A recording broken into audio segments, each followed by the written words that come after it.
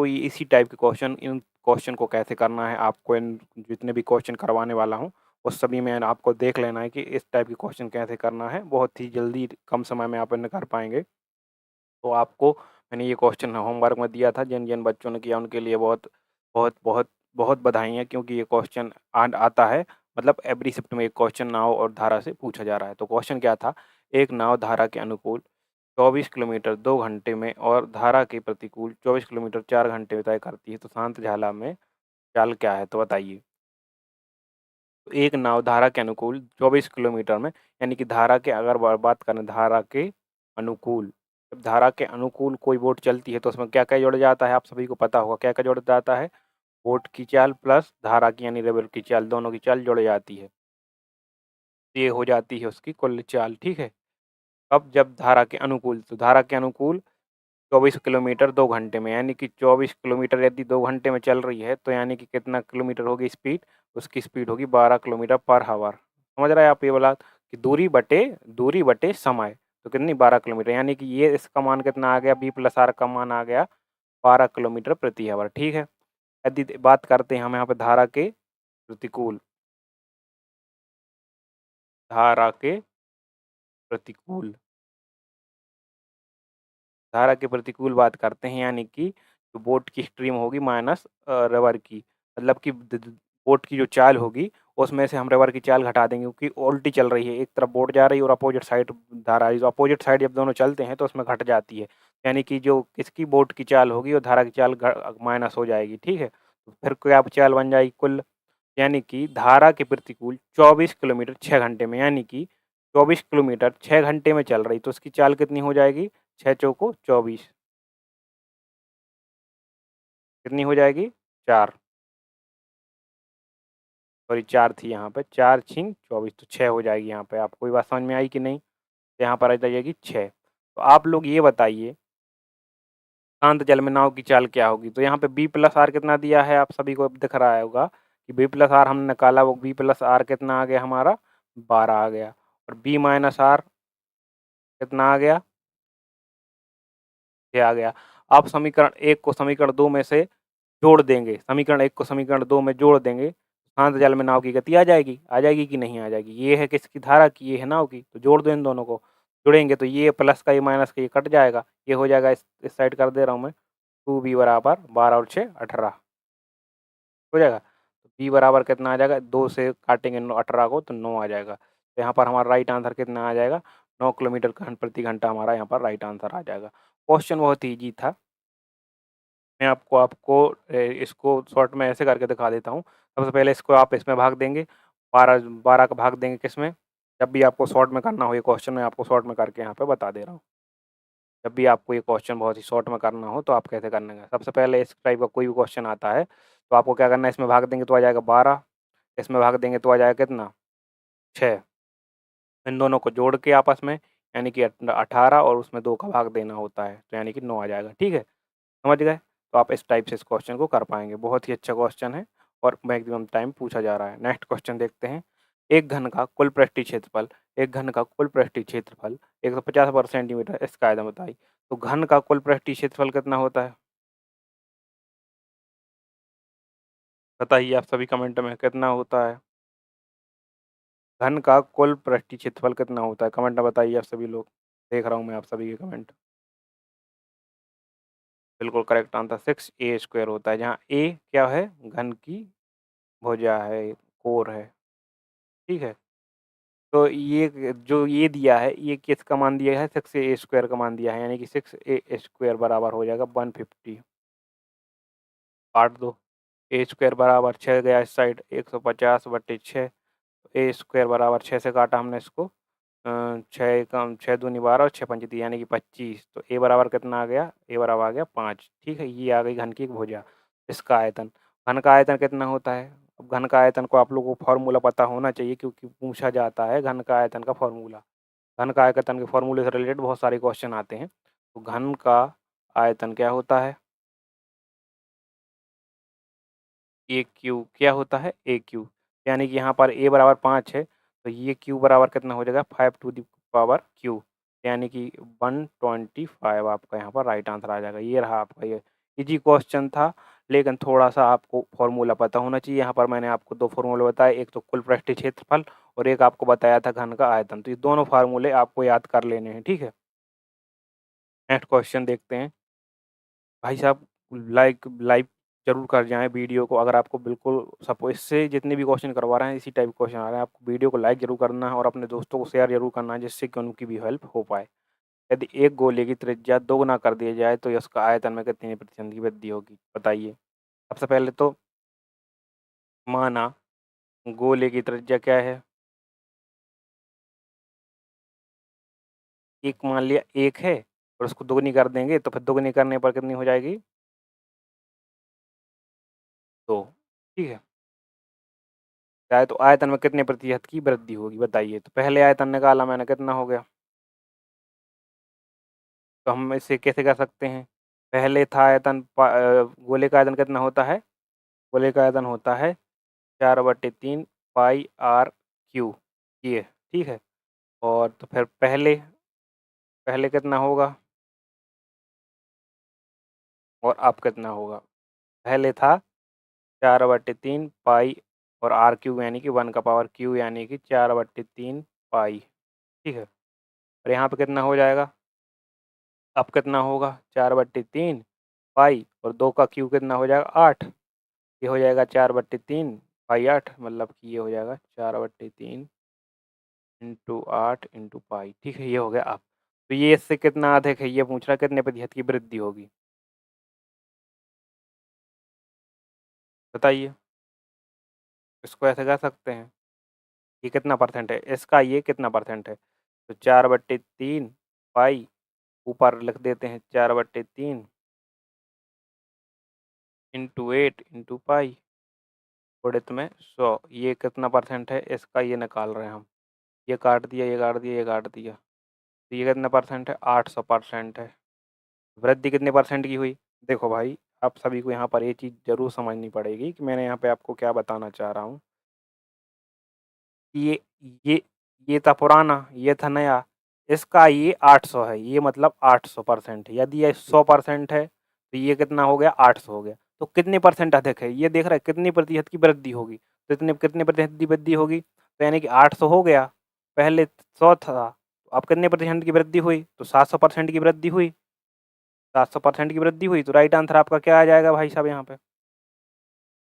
बिल्कुल correct answer आपका सी आ जाएगा, ठीक है। इतनी बात समझ में आई? अगर आपको कोई प्रकार की इसमें समस्या हो तो कमेंट में बता दें। मैं इसको एक बार फिर से करके बता दूँगा, लेकिन क्वेश्चन आपको ये ज़रूर करना है, क्योंकि बहुत ही अच्छा क्वेश्चन है और कई बार पूछा जाता है। यदि x अनुपात y 4 अनुपात है, तो 3x plus 2y 3x minus y का मान क्या होगा? देखो, जब भी इस प्रकार का क्वेश्चन आए तो हमें सीधे रूप में मान लेना है x, मतलब x क्या है? 4 है और y 5 है, सीधी बात। आपको मान लेना है, ऐसा कुछ अनुपात दिया हो लेकिन आपको x और y का मान लेना है।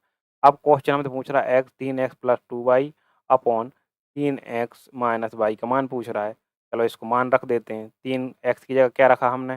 4 और प्लस 2 की जगह 2 रखा, y की जगह क्या रखा हमने? 5 रख दिया। और यहाँ पे हमने 3 रखा, गुणित x में क्या रख दिया? x की जगह 4 रख दिया, प्लस 5 फिर यहाँ पे क्या है? माइनस y, यानी कि माइनस था यहाँ पे तो प्लस नहीं आएगा, माइनस और सीधा y था तो 5 रख दिया। अब इसको अपन सॉल्व कर देते हैं। 12 प्लस 10 4 तिरी 12 माइनस 5, क्या ऊपर 12 10 22, नीचे कितना आएगा? 12 में 5 का 7, तो 22/7 हमारा यहाँ पर राइट आंसर आ जाएगा। अच्छा क्वेश्चन था, और जिन-जिन का ए आंसर आया है, अनूप का ए आंसर आया है, बिल्कुल करेक्ट आंसर है अनूप जी आपका। ऐसे ही क्वेश्चन पूछे जा रहे हैं और आप 100% कर पाएँगे, ठीक है? नेक्स्ट क्वेश्चन देखते हैं अपना। 12, 16 और 18 का चतुर्थ अनुपाती बताना है। 12, 16, 18 का चतुर्थ बताना है, बताइए इसको कैसे करेंगे आप सभी? तो इसको करने का कोई सीधी बात है, मान लो 12, 16 समानुपात 18 अनुपात x। तो इनका गुणा कैसे होता है आप सभी को पता होगा कि इनको गुणा कैसे, एक ये इनका गुणा इनका और इनका गुणा इनका इक्वल में होता है। जैसे कि 12 गुणित x इक्वल होता है 16 इंटू 18 के, ठीक है? ये आपको पता होना चाहिए कि इनका गुणा इनका और इनका इनका गुणा आपस में इक्वल होता है। तो यहाँ पर x का मान निकाल लो, 16 गुणित 18 अपॉन में 12 रख लो, 4 से काटा 3 बार, 4 से काटा 4 बार, 3 से काटा 6 बार, x बराबर कितना आ जाएगा 24। बिल्कुल करेक्ट आंसर अनूप जी आपका 24 ही आ रहा आंसर, बिल्कुल करेक्ट आंसर दे रहे हैं अनूप जी, बिल्कुल वेल डन। नेक्स्ट क्वेश्चन देखते हैं, 26 का आंसर बताइए। एक वस्तु का अंकित मूल्य 800 है, यदि 20% और 10% की क्रमिक छूटों पर बेचा जाता है तो विक्रय मूल्य क्या होगा? तो देखो इस प्रकार का क्वेश्चन आप 2 टाइप से कर सकते हैं। मैं आपको क्या दोनों टाइप से बता दूँ? चलो आपको दोनों टाइप्स देख लें। मेथड नंबर 1, देखो सबसे पहले तो आप इसे ऐसा कर सकते हैं कि इन दोनों का, जैसे आप एक 800 रुपये के कोई अंकित मूल्य है, ऐसे 20% और 10% की 2 क्रमिक छूट, यानी 20% की क्रमिक छूट दे दी, मतलब हमने उसे 80% दे दी पहले, फिर उस पे 10% की छूट दे दी, यानी कि इसकी फ्रैक्शन देखो, या तो आप इसे 80% लिख सकते हो, 80% बता देता हूँ, अगर जैसे इसको पता हो 20% का होता है 1/5, तो इसको अपन लिख सकते हैं 4/5, मतलब कि 1/5 फ्रैक्शन होती है, 4/5 बदल के जिसको फ्रैक्शन होती है वो फ्रैक्शन से कर सकता है। बाकी मैं यहाँ पे बता दूँ 10% की छूट दे दी, यानी कि 90, 100 की चीज़ 90 में दे दी। एक जीरो से एक जीरो ये काट दिया, एक से ये काट दिया, और 2 जीरो से 2 जीरो ये काट दिया, ठीक है। चीज़ हमने कितने में दे दी, 8 8 का 64 गुणित गए 9, और 9 6 9 चौको 36, 9 6 54 और 3 57, तो ये आपका राइट आंसर यहाँ पर बी आ जाएगा, ठीक है। इससे भी कर सकते हैं आप, या फिर आप ऐसा कर सकते हैं, सेकंड मेथड, दोनों मेथड ही अच्छी हैं। और ये किसका आंसर आया, अनूप जी का, बहुत ही बढ़िया आंसर है अनूप जी। और यहाँ पर रोहन दास जी का भी आंसर करेक्ट आया, बिल्कुल करेक्ट आंसर आप, या आप इसको ऐसे कर सकते हैं, मैं आपको दूसरी में मेथड से ही बता देता हूँ। मेथड दोनों अच्छी है, लेकिन सीखना सब ज़रूरी है, कब कौन सी मेथड काम आ जाए इसका कोई पक्का पता नहीं होता। देखो कभी भी एक एकल बट्टा निकालने को आता है, तो एकल बट्टे के सूत्र क्या होता है, X plus Y minus X Y upon में 100, ठीक है। तो यहाँ पर 20 था प्लस 10 था माइनस 20 और 10, 20 गुणित 10/100 था। जब भी ऐसा निकालेंगे आप 20 10 30, यानी कि 28% आई कुल छूट, तो हम इसका 28% छूट निकाल देंगे, यानी कि 800 का 28% छूट देने के बाद वो मूल्य कितना बचा, तो ये बचा अपना 72, 72 बचा कि नहीं बचा, बिल्कुल 72 बचा, 72 अपॉन 100। तो ये मैंने बता दिया, हालांकि आप ऐसे भी कर सकते हो और ऐसे भी। तो अब 2 जीरो से 2 जीरो ये काट दी, और 72 का 8 में गुणा करेंगे तो 8 दूनी 16, और 8 से 56 1 57, तो यहाँ पर इस टाइप से भी आपका राइट आंसर आ जाएगा, ठीक है। अब आपको नेक्स्ट क्वेश्चन करना है, ये वाला क्वेश्चन करिए,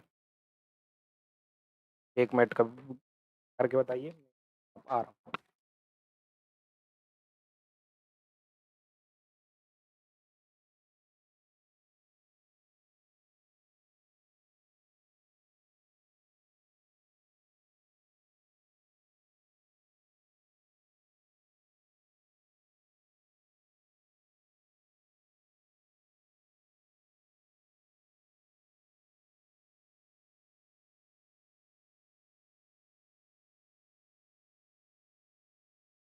इसका आया राइट आंसर, इसका बताइए।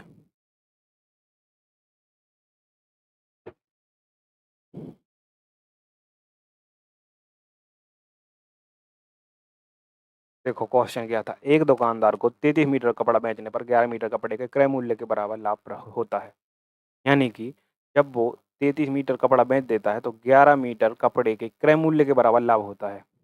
तो उसने जैसे 33 मीटर कपड़ा बेचा, ठीक है, तो 33 मीटर कपड़ा बेचा उसने, उससे 11 मीटर का लाभ हुआ, तो यानी उसे कितना लाभ हुआ आप बताइए। कुछ लोग बोल रहे हैं टी, डी।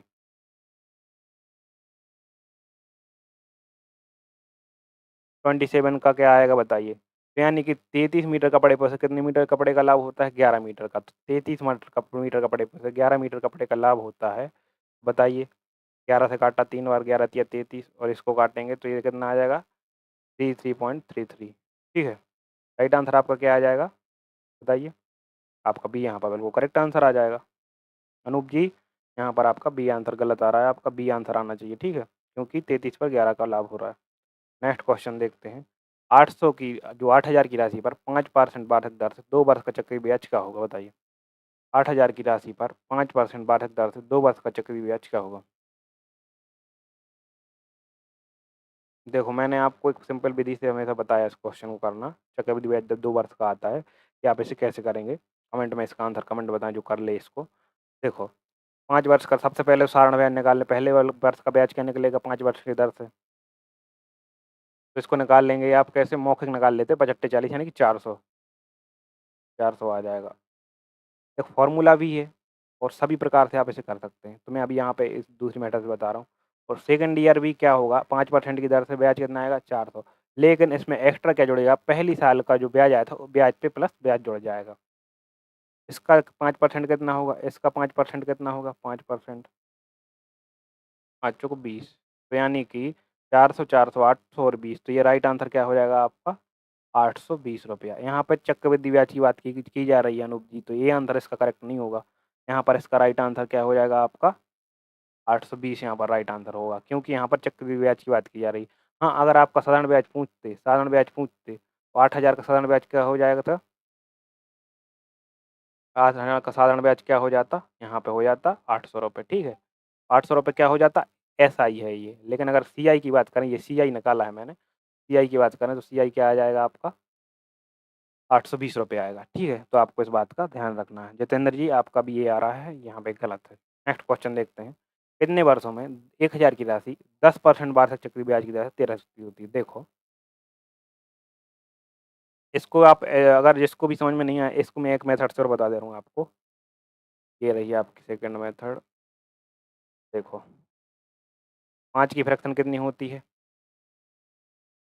5 की फ्रैक्शन होती है, कितनी होती है? 1/20 होती है, ठीक है। तो चक्रवृद्धि ब्याज में क्या होता है? 20 से पहले साल 20 से क्या हुआ? 21 हो गया। फिर दूसरे साल भी क्या हुआ? कोई धन 20 से 21 हो गया, ठीक है। इसका अपन कर लेते हैं गुणा, 20 20 या 400, ये हो गया 441, ठीक है।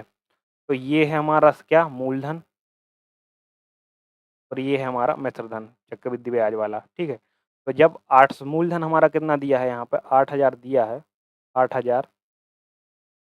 तो इसका अगर आप ब्याज निकालेंगे चक्रवृद्धि ब्याज, तो आप चक्रवृद्धि ब्याज यहाँ पे निकाल सकते हैं। चक्रवृद्धि ब्याज कितना है? 441 में 400 घटाएंगे तो कितना? 41 हमारा सीआई आ जाएगा, ठीक है। चक्रवृद्धि ब्याज आएगा। तो 8000 बराबर गई 400 यूनिट है, क्योंकि मूलधन ये भी मूलधन है। फिर 41 यूनिट बराबर कितना आएगा? तो आपको यहाँ पर काट देंगे, 4 से काटा 2 बार, तो ये आ गया यहाँ पर कितना? 20 आ गया। 400 दूनी 800 और 20, 41 का 20 बार गुणा करेंगे तो कितना आ जाएगा? 820।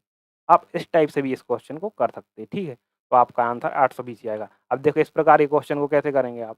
एक प्रकार का क्वेश्चन आया, इसको आप कैसे करें? कितने वर्षों में 1000 की राशि 10% की वैल्यू, तो 10% की फ्रैक्शन होती है 1/10। तो पहली साल में राशि कितनी हुई? 10 से 11, और दूसरी वर्ष में भी राशि कितनी हुई? 10 से 11, ठीक है। ये फर्स्ट ईयर और ये सेकंड ईयर। अब इनका मल्टीप्लाई कर दो, ये हो गई अपनी 100, ये हो गई अपनी 121, ठीक है। तो ये तो 100 से 121 हो रही, राशि कितनी कितने वर्षों में? 1000 राशि 10% की दर से, ठीक है। तो 10% की दर से तो 1 साल और ले लेते हैं यहाँ पे हम, थर्ड ईयर। फिर 10 से 11 हो जाएगी। तो ये हो गई अपनी राशि 1000, और ये हो गई अपनी 1331। तो कितने सालों में हो गई? ये हमारा मिश्रधन होता था, तो ये मिश्रधन है, ये मूलधन है। 1000 से 1331 हो गई, कितने सालों में हो गई हमारी? ये हो गई 1, 2, 3, 3 सालों में हो गई। तो यहाँ पर हमारा बी राइट आंसर आ जाएगा, ठीक है। बी यहाँ पर बिल्कुल करेक्ट आंसर आ जाएगा 29 का।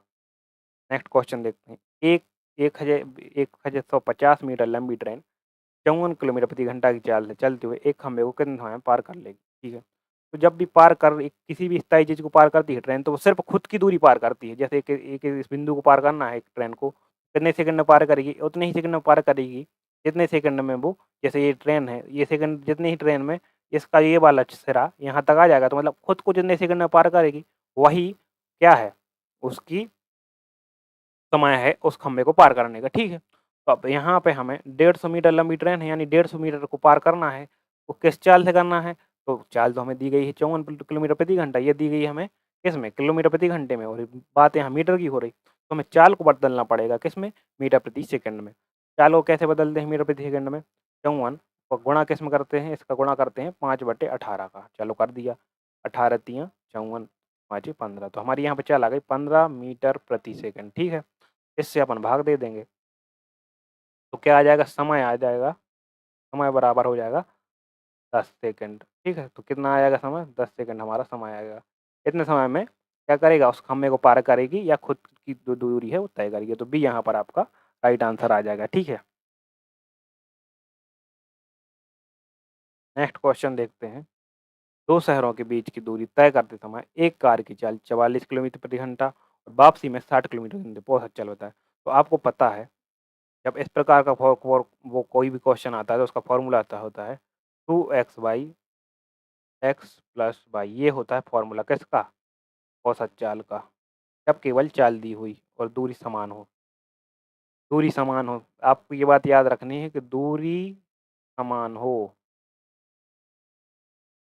ये बात की पॉइंट आपको ज़रूर याद रखना है कि दूरी समान हो, उस कंडीशन में ही लगेगा ये फॉर्मूला। तो यहाँ पर 2x क्या है?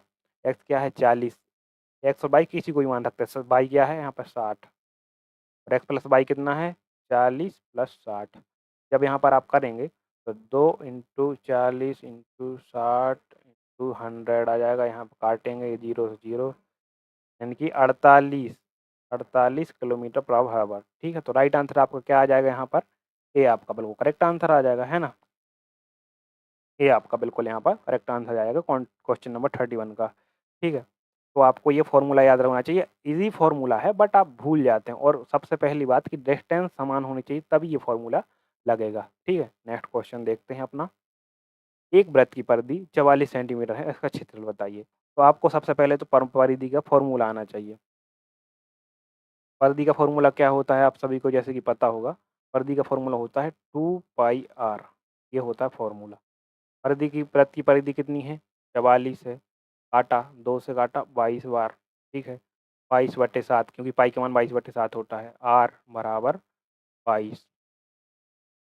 22 से 22 काट दिया और आर बराबर आ गया 7। जब भी आर 7 हो तो उसका आंख बंद करके जो क्षेत्रफल होता है वो कितना होता है? 154 होता है। याद रखिएगा, बहुत सारी कंडीशन में क्या होता है कि त्रिज्या आर होती है तो उस कंडीशन में उसका क्षेत्रफल क्या होता है? उस कंडीशन में उसका क्षेत्रफल 154 होता है। जब भी वृत्त की त्रिज्या, याद रखिए इस बात को, जब भी वृत्त की त्रिज्या 7 हो तो उसका क्षेत्रफल 154 वर्ग सेंटीमीटर होगा। मैं आपको यहाँ पे करके भी दिखा दे रहा हूँ। जो वृत्त का क्षेत्रफल का सूत्र कितना होता है? पाई आर स्क्वायर होता है।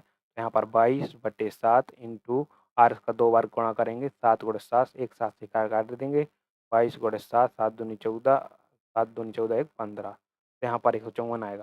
तो जब भी आप इस बात को यह ध्यान रखना है कि जब भी क्या वृत्त का क्षेत्रफल निकाल रहे हो, त्रिज्या 7 हो तो वो 154 वर्ग सेंटीमीटर आएगा। ये आपका टाइम बचाएगा, ठीक है? ये आपका क्या करेगा? टाइम बचाएगा, ज़्यादा टाइम नहीं लगेगा आपको। ठीक है, तो आप नेक्स्ट क्वेश्चन देखते हैं। एक कमरे की लंबाई, चौड़ाई, ऊंचाई 10 सेंटीमीटर, 8 मीटर और 6 मीटर है। तो इसमें रखी जा सकने वाली सबसे लंबी छड़ क्या होगी? देखो, जो जो क्या होता है? घनाभ के, हाँ, घनाभ है। ये घनाभ है क्योंकि कमरा एक घनाभ की तरह होता है। तो घनाभ का जो विकर्ण होता है, विकर्ण का फॉर्मूला क्या होता है? घनाभ का विकर्ण का, घनाभ का विकर्ण का फॉर्मूला होता है एल का स्क्वायर प्लस बी का स्क्वायर प्लस एच का स्क्वायर। ठीक है, ये उसका फॉर्मूला होता है। फॉर्मूला याद है तो आप क्वेश्चन आसानी से कर पाएंगे। जैसे यहाँ पे लंबाई कितनी दी हुई है? 10 दी हुई है तो 10 का स्क्वायर कर दे रहा है। चौड़ाई कितनी दी हुई है? चौड़ाई दी हुई है हमारे लिए 8, तो 8 का स्क्वायर कर दे रहा है। और यहाँ पर हमें ऊंचाई कितनी दी हुई है? 6, तो 6 का स्क्वायर कर दे रहा है। जोड़ दो सभी को आपस में। 100 प्लस 64 प्लस 36 यानी कि यहाँ पर कितना आ जाएगा? 200 आ जाएगा आपका। 200 आ जाएगा तो 10 तो बाहर आ गया, अंदर अंदर बचा √2। तो राइट आंसर आपका क्या आ जाएगा? ये यहाँ पर बिल्कुल करेक्ट आंसर आ जाएगा। ठीक है, 20 मीटर। 20 मीटर क्या बता रहे हैं रोहन दास जी?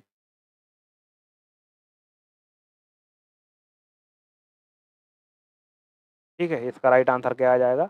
ये आपका यहाँ पर करेक्ट आंसर आ जाएगा। आप क्वेश्चन नंबर लिख के भेजिए, लिखे करें ताकि मैं आपको समझ पाऊँ कि आप क्या लिखना की कोशिश कर रहे हैं। जैसे 23 का ए, 23 का बी, ऐसा कुछ लिखें। ठीक है, नेक्स्ट क्वेश्चन देखते हैं। ये जितने भी मैं क्वेश्चन करवा रहा हूँ ये ही आ रहा है क्वेश्चन में, इसके अलावा नहीं आ रहा है। इतना ही लेवल आ रहा है। एक छोटी से छोटी संख्या ज्ञात करें जिसे 8 द्वारा 16 से विभाजित करने पर प्रत्येक स्थिति में 3 बच्चे। तो जब ऐसा आता है तो सबसे पहले तीनों का एलसीएम लेते हैं। सबसे पहले उन संख्याओं का एलसीएम लेते हैं और फिर उनमें क्या करते हैं हम, उनमें जो संख्या शेष बच रही है वो जोड़ देते हैं। ठीक है, तो 8, 12 और 16 का एलसीएम क्या आएगा बताइए? एलसीएम कैसे लेते हैं? मैं आपको बता दे रहा हूँ बच्चों वाली मेथड, बाकी आप लोगों को आता होगा। यहाँ पर 2 टू द पावर 3 है, यहाँ पर 2 टू द पावर 4 इंटू 3 है, 2 टू पावर 2 और यहाँ पर 2 टू द पावर क्या है? 4 ही है। सबसे बड़ी पावर ली जाती है एवरी की। एवरी जो अभाज्य संख्या की सबसे बड़ी पावर, इसकी सबसे बड़ी पावर ये है और एक सबसे बड़ी पावर ये है। तो यानी कि कितना आ जाएगा? 2 टू द पावर 4 इंटू 3 यानी कि 48 हमारा क्या आ गया? एलसीएम आ गया। एलसीएम क्या आ गया? 48 आ गया आपका। इसमें क्या करना है? इसमें जोड़ना है हमें 3 जो बच रहा है। जोड़ दिया हमने। क्या होना आपका? यहाँ पर बी हमारा क्या आ गया? Right answer. बिल्कुल करेक्ट आंसर। जिसने भी बताया है कि इनके होना आपका राइट आंसर है, ये किसने बताया है? रोहन दास जी ने बताया। बिल्कुल करेक्ट आंसर 34 का बी आपका बिल्कुल करेक्ट आंसर हो गया है। ठीक है, नेक्स्ट क्वेश्चन देख रहे हैं अब हम। प्रथम 5 अभाज्य संख्याओं का औसत क्या होगा बताइए? तो अभाज्य संख्याएं कहाँ से काउंट करते हैं हम? 2 से काउंट करते हैं अभाज्य संख्या। कहाँ से करते हैं? 1 से नहीं करते।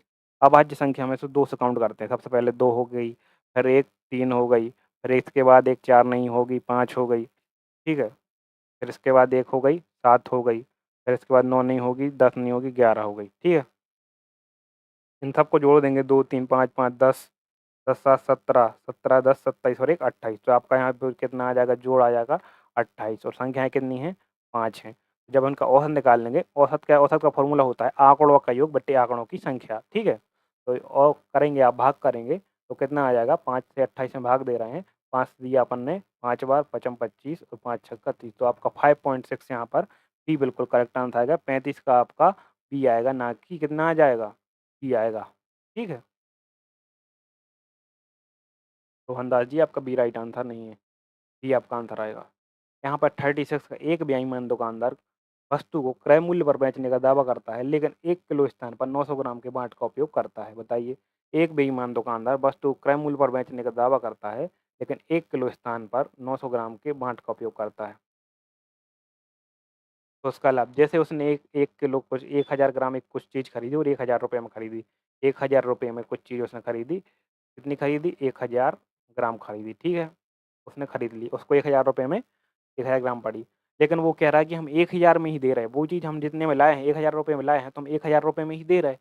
तो यानी कि ग्राहक को वो ये दर्शा रहा है कि हम 1000 रुपये में 1000 ग्राम दे रहे हैं और जबकि वो 1000 रुपये में 1000 रुपये में कितने ग्राम दे रहा है? 1000 रुपये में दे रहा है वो 900 ग्राम। 900 ग्राम दे रहा है। तो उसको कितने ग्राम का प्रॉफ़िट हो रहा है? 100 ग्राम का। 100 ग्राम का उसको क्या हो रहा है? प्रॉफ़िट हो रहा है। देखो, 1000 रुपये के 1000 ग्राम आ रहा है तो 100 ग्राम कितने का आएगा? 100 रुपये का आएगा। कोई चीज़ 100 रुपये की 100 रुपये की 100 ग्राम आएगी। तो यानी कि उसे लाभ कितना हो रहा है? जब वो 900 ग्राम किसी को दे रहा है, तो उसे 100 रुपये का क्या हो रहा है? प्रॉफ़िट हो रहा है। ठीक है? 100 रुपये का प्रॉफ़िट हो रहा है कि नहीं हो रहा? बताइए। तो इसका राइट आंसर क्या आ जाएगा बताइए आप सभी का? 900 ग्राम वो दे रहा है, उसे 100 रुपये की प्रॉफ़िट हो रहा है। तो 900 ग्राम वो दे रहा है, 100 ग्राम का प्रॉफ़िट हो रहा है। काट दो इसको, कितना आ जाएगा आपका? 9 से काटा 100 में 9 11 99 और 1/9। तो आपका राइट आंसर क्या आ जाएगा? बी आपका यहाँ पर राइट आंसर आ जाएगा। बिल्कुल करेक्ट आंसर आपका क्या आ जाएगा? बी आ जाएगा। ठीक है? तो किन-किन का आ रहा है? 36 का बी, रोहन दास जी का आ रहा है, बिल्कुल करेक्ट आंसर है आपका। नेक्स्ट क्वेश्चन देखते हैं। यदि किसी वस्तु का व्यक्त मूल्य उसके विक्रय मूल्य यदि किसी वस्तु का विक्रय मूल्य यानी कि सेलिंग प्राइस उसके क्रय मूल्य के कॉस्ट प्राइस के 4/3 है। यानी ये 4 है, ये 3 है। तो लाभ प्रतिशत यानी कॉस्ट उसकी 3 पड़ रही है और सेलिंग प्राइस 4 हो रही है। 3 पे हमें कितना का प्रॉफिट हो रहा है? 1 का प्रॉफिट हो रहा है। तो ये बताइए इसका कोई कल टफ क्वेश्चन है क्या? 3 पे अगर प्रॉफिट कितने का हो रहा है हमें? 1 का प्रॉफिट हो रहा है। देखो, ये हो गई क्या? सेलिंग प्राइस, ये हो गया क्या? Cost price. 3 पे कॉस्ट मतलब कि खरीद रहे 3 का, बेच रहे 4 का, तो 1 का प्रॉफिट हो रहा है। तो 3 पर 1 का प्रॉफिट कितना होता है? 33.33। ठीक है? तो आपका यहाँ पर राइट आंसर क्या हो जाएगा? बी आपका यहाँ पर राइट आंसर आ जाएगा। 37 का भी आपका बी होगा। रोहन दास जी बिल्कुल करेक्ट आंसर है। नेक्स्ट क्वेश्चन देखते हैं। ए और बी किसी कार्य को क्रमशः 10 और 15 दिनों में कर सकते हैं। देखो, ए किसी काम को कितने दिनों में कर सकता है? 10। बी किसी काम को कितने दिन में कर सकता है? 15। ठीक है, तो इनकी एफिशिएंसी क्या होगी पर डे काम करने की? क्योंकि जो पैसा बढ़ता है वो इनके काम करने की क्षमता के अनुसार बढ़ता है। तो जैसे हमने मान लिया कि कुल काम 30 है, इनका एलसीएम निकाल के। ए की क्षमता क्या है? 10 या 30 यानी कि 1 दिन में 3 काम करता है और बी की क्षमता कितनी आएगी? 15 दूनी 30 यानी कि 1 दिन में 2 काम करेगा, जभी वो 15 दिन में कर पाएगा। इनका जो काम का हिस्सा है वो बँटेगा इनकी क्षमता के अनुसार, ये इनकी क्षमता है। तो देखो 3000 रुपए जैसे किसी को मिल रहे हैं, 3000 दोनों को मिल रहा है, ए की क्षमता कितनी है? तो टोटल क्षमता कितनी है 5 और बी को बी देखना किसका है? ए का हिस्सा, तो ए की 5 में से 3 हिस्सा जो मिलेगा वो किसको मिलेगा? क्योंकि वो 3 काम कर रहा है पर डे। 5 में से 3 हिस्सा किसको मिलने वाला है? बताइए? 5 छक्का 30 बड़े 3 यानी कि 1800। तो कितने को मिलने वाला है ये वाला हिस्सा? ए को। तो राइट आंसर आपका क्या आ जाएगा? 38 का राइट आंसर क्या आएगा बताइए? 1800 सी आपका यहाँ पर राइट आंसर आ जाएगा। हाँ, अगर आपका बी का पूछा होता तब 1200 आता। 1200 तब आता अगर 1200 कब आता? 1200 तब आता अगर 1200 तब आता आपका जब किसका पूछा होता? जब ए का पूछा हो तो 3000 गुणित 2/5 तो इसमें काटते 600 गुणित 2 यानी कि 1200। 1200 आता आपका ए का हिस्सा। ठीक है? बी का हिस्सा कितना आता हमारा? 1200 आता। यहाँ तक आप समझ गए होंगे। नेक्स्ट क्वेश्चन देखते हैं। 12 व्यक्ति किसी कार्य को 8 दिन में कर सकते हैं, ठीक है? तो 6 दिनों में पूरा करने के लिए कितने व्यक्ति चाहिए? तो यहाँ पर man into D equal to man into D, M1 D1 M2 D2 का फार्मूला लगता है, ठीक है? तो इसको कैसे करेंगे? कितने मैन हैं? 12 व्यक्ति। 12 व्यक्ति कोई कितने दिन में कर रहे हैं? 8 दिनों में पूरा कर रहे हैं, चलो ठीक है। और M2 कितने व्यक्ति हैं? उसी कार्य को 6 दिनों में पूरा करने के लिए, पता नहीं कितने व्यक्ति हैं। दिन कितने हैं? 6 दिन। आप इसको सॉल्व कर देंगे, 6 से साइड भाग देंगे, साइड आएगा, 6 से इसी से काट दो, 6 दूनी 12, 8 दूनी 16, एक्स बराबर आ जाएगा 16। तो 16 व्यक्ति उस काम को कितने दिन में कर पाएँगे? 6 दिन में कर पाएँगे। तो अपना 939 का राइट आंसर आपका क्या हो जाएगा? बी आपका यहाँ पर करेक्ट आंसर हो जाएगा। नेक्स्ट क्वेश्चन देखते हैं। 2100 रुपए की राशि 10% चक्रवृद्धि ब्याज की दर से 2 बराबर वार्षिक किस्तों में लौटाई जानी है। 2100 रुपए की राशि 10% चक्रवृद्धि ब्याज की दर से 2 बराबर किस्तों में लौटाई जानी है। प्रत्येक किस्त की राशि क्या होगी बताइए?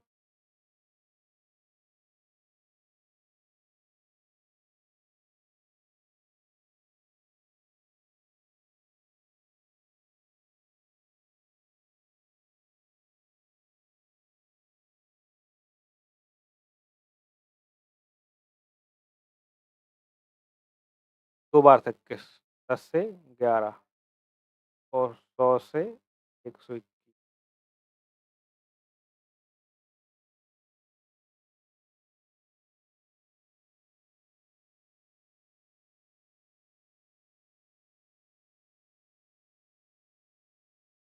देखो, कैसे करना है क्वेश्चन बता दूँ मैं आपको, ध्यान से देखना। फर्स्ट किस्त हम देंगे 10 से 11, सेकंड किस्त देंगे 100 से 121। क्योंकि 10 से 11 और 10 100 से 121 इसलिए गया है कि पहले किस्त ऐसी बढ़ती हैं, जैसे 10 से फ्रैक्शन थी 10 तो 1/10, 10 से 11 हो गया, अगले हो जाएगी 100 से 121, थर्ड हो जाएगी 1000 से 1331, ऐसे-ऐसे बढ़ता जाता है, इसमें गुणा होता जाता है, ठीक है? तो चूँकि ये देने वाली किस्त है, ये ब्याज के साथ किस्त है, तो इसमें ये दोनों किस्त बराबर होंगी, तो इसमें हम कर देते हैं 11 का गुणा। किसका कर देते हैं हम 11 का? गुणा कर देंगे अपन, तो ये हो जाएगी 121 और इसमें भी हम 11 का गुणा करेंगे। तो ओवरऑल क्या बनेगा ये? 110, ये बन जाएगा 121, ठीक है? तो इसको इसको जोड़ दो, ये क्या है? मूलधन है, क्योंकि ये मूलधन है। ये मूलधन है, जोड़ा 110 प्लस 100 बराबर कितना आ जाएगा? 210। तो 210 बराबर किसके है? 2100 के। 210 बराबर है हमारे किसके? 2100 के। ऐसे नहीं, आपको ऐसे समझा देता हूँ। 210 बराबर है 2100 के, ठीक है? तो हम ये बनाई थी, जो हमने किस्त बनाई थी, कितनी बनाई थी किस्त हमने? 121 की जानी थी, ये फर्स्ट सेकंड।